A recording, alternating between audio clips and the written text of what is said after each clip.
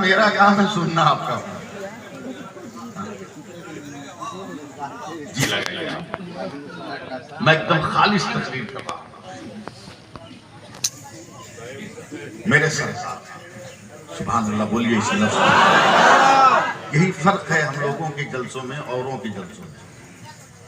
देखने में भी भकाऊ लगता है सब, अब बोलता है जलसा होता है ऐसा सन्नाटा रहता है जिसे लगता है ना कि जलजला के उन्वान पे तकरीर कर रहा है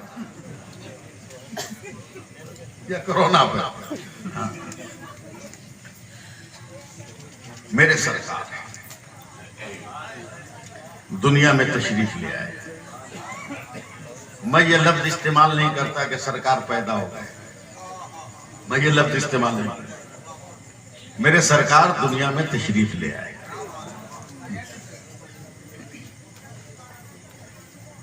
और जिस दिन मेरे सरकार आए उस दिन और भी बहुत सारे बच्चे आए। और ये मेरे सरकार की आमद का मोजज़ा था कि वो हर बच्चा जो मेरे नबी के आने के दिन रुए जमीन पर आया, हर बच्चा सहाबी रसूल हुआ। किसी ने बुत परस्ती नहीं। क्या बात है, सुभान अल्लाह। किसी ने बुत परस्ती नहीं। हर जगह का एक दस्तूर होता है, एक वसूल होता है। जैसे आपके यहाँ का दस्तूर है कि नात पढ़े तो सुनो, तकरीर हो तो भाग जाओ। उसी तरह मक्का का एक दस्तूर था। मक्का का एक दस्तूर था कि बहुत गंजाम आबादी थी, बहुत गुंजाम। तो बच्चों की परवरिश का डर रहता था कि ठीक से होगी कि नहीं। इसलिए मक्का के लोग अपने बच्चों को गांव ग्राम देहात में भेजते थे कि उधर सब्जियां खाने वाली, घास फूस के दरमियान रहने वाली औरतों का दूध बहुत ताकतवर पावरफुल होगा। बच्चे उन औरतों का दूध पिएंगे तो ये सेहतमंद होंगे। क्या बात है जी। खबर आम हो गई, एकदम संजीदगी के साथ सुनिएगा और देखिएगा तकरीर। खबर आम हो गई कि मक्के में बहुत सारे बच्चे पैदा हुए, दूध पिलाने वाली औरतों का काफिला चला है। उसी में हफ्तों भूखे रहने वाली एक औरत, जिसके पास इतनी भी रकम नहीं है कि चारा खरीद कर अपने जानवर को चारा खिलाए। कमजोरी का ये आलम है कि कभी जानवर उस औरत को लेके जा रहा है और कभी औरत उस जानवर को ठेल के। क्या बात है जी। जब ये कमजोर औरत मक्का की सरहद पर पहुंची तो एक इनकलाब बरपा हो गया। सारी वो औरतें जो बच्चा को गोद लेने आई थी, हर औरत अपनी अपनी गोद में बच्चा लेकर निकल रही थी। जब ये कमजोर औरत मक्का की सरहद पे पहुंची, रोती आवाज में इस कमजोर औरत ने कहा, बहनों क्या तुमने सारे बच्चों को उठा लिया? कुफ्र के माहौल में परवरिश पाने वाली उन औरतों ने ललकार कर कहा, नहीं बहन, सब नहीं उठाया, एक यतीम था जिसको हम लोगों ने छोड़ दिया। क्या बात है जी। नाउमीदी से बेहतर है कि उसी यतीम को गोद ले लो। इस कमजोर औरत का भी एहसास जागा हाय हाय हाय कि खाली हाथ जाने से बेहतर है कि मैं उस यतीम को ही अपनी गोद में ले लूं। क्या बात है, क्या बात मक्का है। की सरहद पर अपने जानवर को खूंटे से बांध दिया। हाय हाय हाय। लरसते कदमों से अब्दुल मुत्तलिब के घर का पता पूछ कर पहुंची है। सुभान जरा सा सारा डालो मेरी तरफ देखना, तब मजा हाय आए। हाय हाय। मेरे पैगंबर बिस्तरे रिसालत पर सोए हुए और रुखे अनवर मेरे नबी का इधर है। हजरत सैयदा आमना के घर का दरवाजा इधर है। हाय हाय।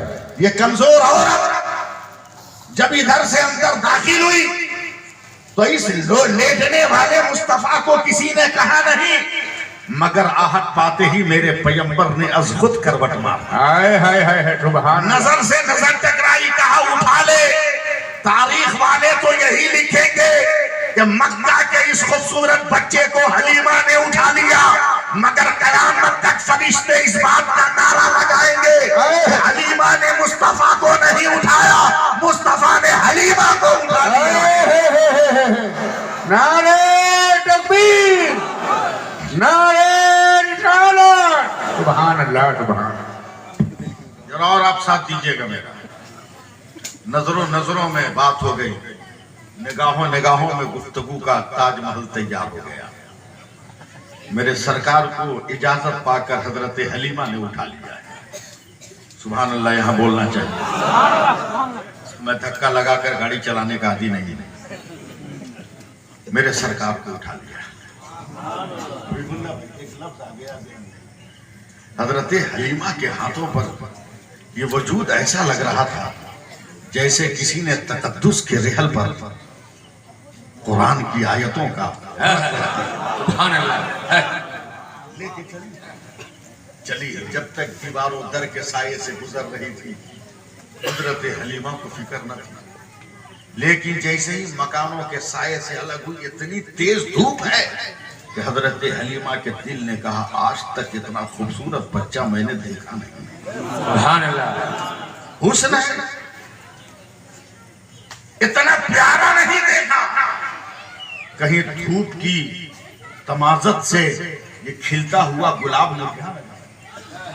इसलिए हजरत हलीमा ने अपने आंचल को उठाया कि इस नाज़नी चेहरे पर मैं अपने आंचल का पर्दा डाल दूं। अभी सोचा ही था कि सूरज और आसमान के बीच और मेरे नबी के दरमियान एक बादल का टुकड़ा आ गया। सुभान अल्लाह। और मोहब्बत से बोलिए सुभान अल्लाह, सुभान अल्लाह। 15-20 मिनट मुझको संभालिए, बाकी मैं आपको संभाल ले जाऊंगा। बहुत अच्छा। एकदम इतना आरामदायक मौसम हो गया, कहने लगी मेरे नबी को लिए लिए हजरत हलीमा मक्का की सरहद पर गई।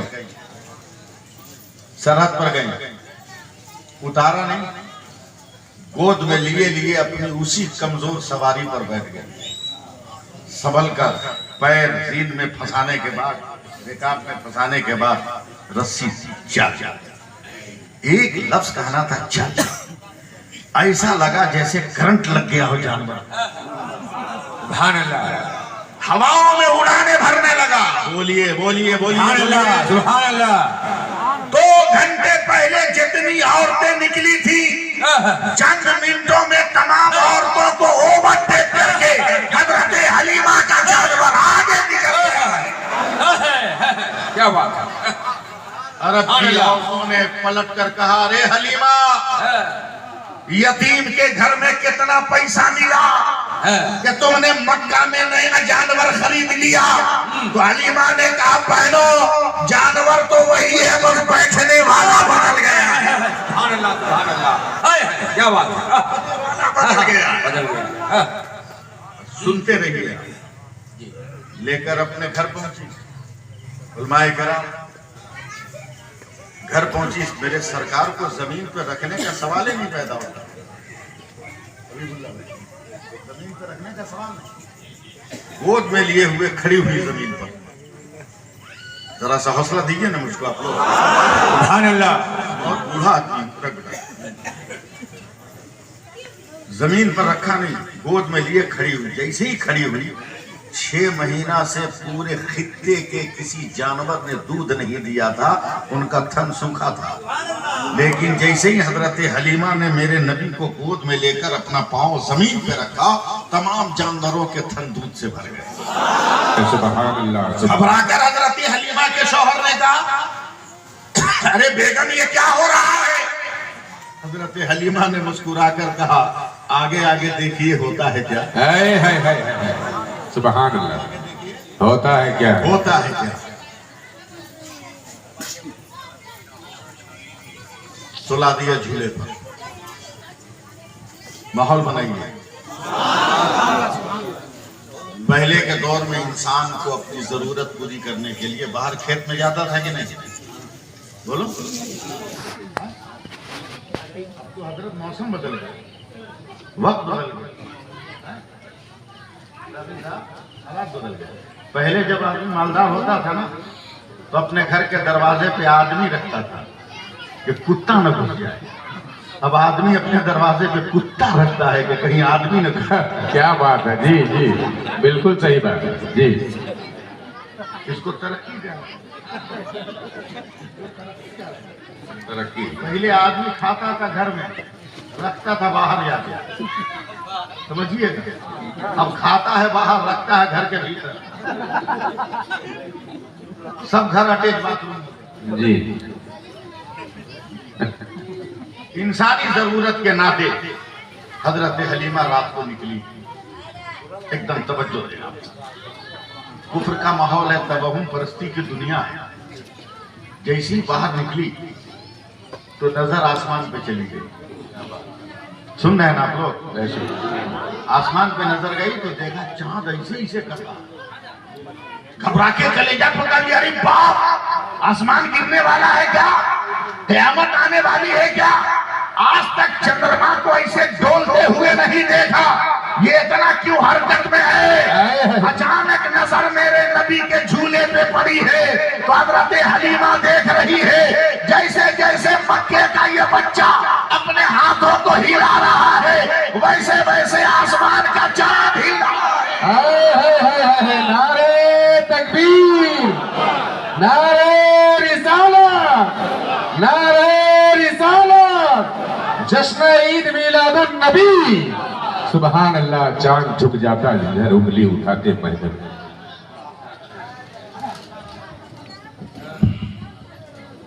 थपकियां देकर सुला, तकरीर हो गई पूरी। मगर अब सुनिए, सुबह को उठी, दूध पिलाकर मेरे सरकार को लेटा दिया। सूरज जरा सा चढ़ा, पड़ोस की एक औरत आई, कलेजा पीटते, हलीमा बहन, बहन हलीमा, तवज्जो है ना? घबरा के बाहर निकली, क्या हुआ? बोला तुम जानती हो ना 13 बरस पहले मेरा शौहर मर गया। बोला हाँ जानती हूँ। बोला जब मेरा शौहर मरा तो मेरे पेट में उसका 6 महीने का बच्चा था। बोला ये भी जानती हूँ। बोला शौहर के मरने के 3 महीने के बाद मैंने खूबसूरत सा बेटा जन्म दिया। बोला बहन ये भी जानती हूँ, ये भी जानती हूँ कि तुमने बड़े लगन और चाव और चाहत से उस बच्चे की परवरिश की। तेरा बच्चा बहुत अच्छी उभार ले रहा, रगे और मसल जवानी के सफर पे रवाना। उसका वजूद कहता था ये तेरे बुढ़ापे की लाठी है। क्या हुआ?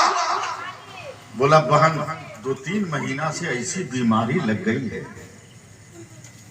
कि मेरा बेटा बर्फ की तरह गलता चला गया। बहन आज जब मैंने बेटे को बिस्तर पे सुला के ऊपर से चादर डाली है तो मेरा बेटा नजर तक नहीं आ रहा, इतना कमजोर हो गया, आखिरी हिचकी ले रहा है। बहन फरियादी बनकर आई हूं तो गांव गांव घूमती है, नगर नगर घूमती है। अगर किसी डॉक्टर का पता हो तो बता दे ताकि मेरे मुर्दा बेटे को जिंदा कर दे। एक लम्हा के लिए हजरत हलीमा सोच रही है, मक्का की सुबह, रास्ते का सफर, जानवरों के थन में दूध, रात में चांद का मुतहर्रिक होना, सारे मनाजिर निगाहों में आए हैं। इसराफिल साहब कहती हैं बहन डॉक्टर का पता बाद में आके पूछ लेना, मैं एक चीज देती हूँ, ले जाकर अपने बेटे को जैसे भी हो पिलाओ।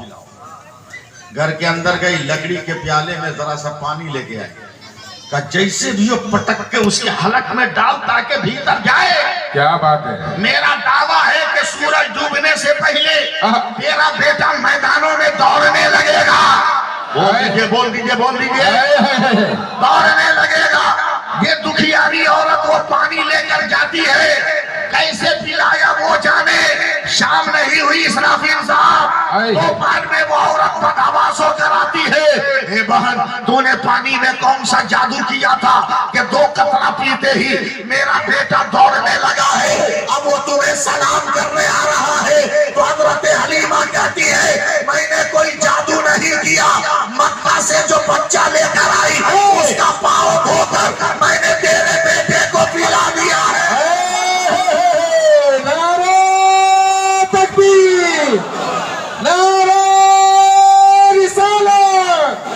जश्न ईद मिलादुन नबी, फैज़ाने मदीना।